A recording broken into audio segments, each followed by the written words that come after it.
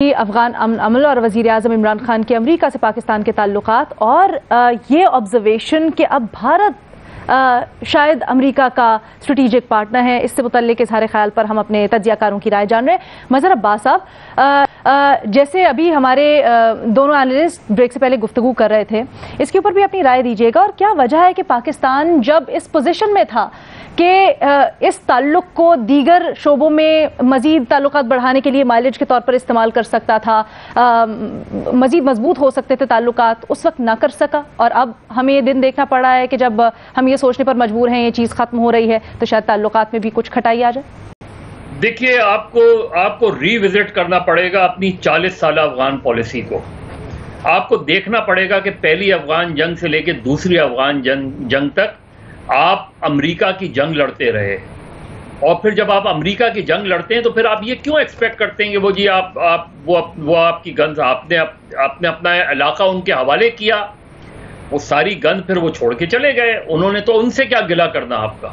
आपने फैसला किया था और आपको ये सोचना चाहिए था कि ये फैसला दुरुस्त था या नहीं था।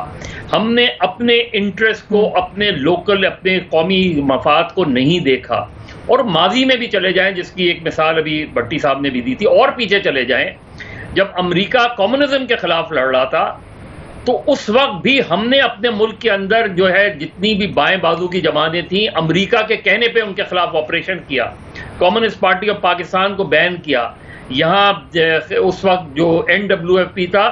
उधर लाल पोश तहरीक के खिलाफ जो है, ये सारी चीजें तो अमेरिका तो आपका दोस्त कभी भी नहीं रहा, लेकिन हम हमेशा अमेरिका के दोस्त रहे। हमने हमेशा अमेरिका के साथ जो है दोस्ती जो है वो बांधने की कोशिश की। तो उसके मुकाबले में आप भारत को देख लें, भारत की स्ट्रेटेजिक जो पार्टनरशिप थी वो रूस से भी रही, उनकी अमेरिका से भी रही,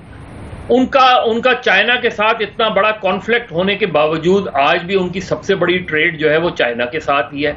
फिर हम अपने आप का जायजा ले लें कि हमने जो है आज अगर ये फैसला किया है कि स्ट्रेटेजिक पार्टनरशिप जो है हमारी, हम चाइना से अपनी डेवलप कर रहे हैं। चाइना हमेशा से आपका एक ट्रस्टेड वो रहा है, लेकिन डिप्लोमेटिकली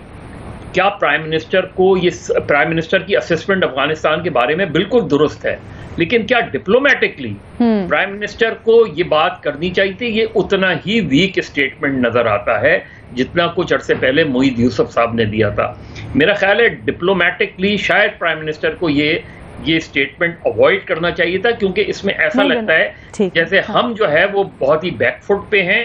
हम एक डिफीटेड जो है वो तरीके से बात कर रहे हैं। तो तमाम तर उनका असेसमेंट दुरुस्त होने के बावजूद मेरा ख्याल है थोड़ा सा डिप्लोमेटिकली प्राइम मिनिस्टर को इस चीज को अवॉइड करना चाहिए था कि भारत जो है वो अमेरिका का स्ट्रेटेजिक पार्टनर बन गया है। ठीक है। अच्छा भट्टी साहब, इसके ऊपर जल्दी से कमेंट कर दे जो मज़हर साहब कह रहे हैं कि एहतियात बरतनी चाहिए थी, क्या ये तासुर देना कि हम अब अहम नहीं रहे अमेरिका के लिए, ये गलत था इस मौके पर? दोनों बातें मज़हर साहब की ठीक हैं। पहली बात मोईद यूसुफ साहब वाली जितनी शर्मिंदगी हुई, दूसरी बात हमारा वजीर आजम कह रहा है कि मैं नाकाम हो गया, भारत कामयाब हो गया, ये भी ठीक नहीं है। तीसरी बात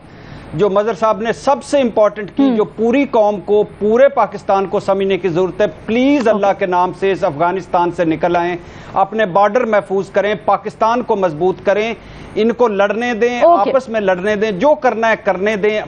रिविजिट करें अपनी। और अब जो अगर आखिरी बात मैडम शेख सुन लिया, अगर तालिबान जीत जाते हैं तो फिर, अगर वो हार जाते हैं तो फिर, अगर जंग जारी रहती है तो फिर हम, हमारे बॉर्डर है कोयटा और उस तरफ। अच्छा सर, ये तो फिर कहने में बड़ा आसान है,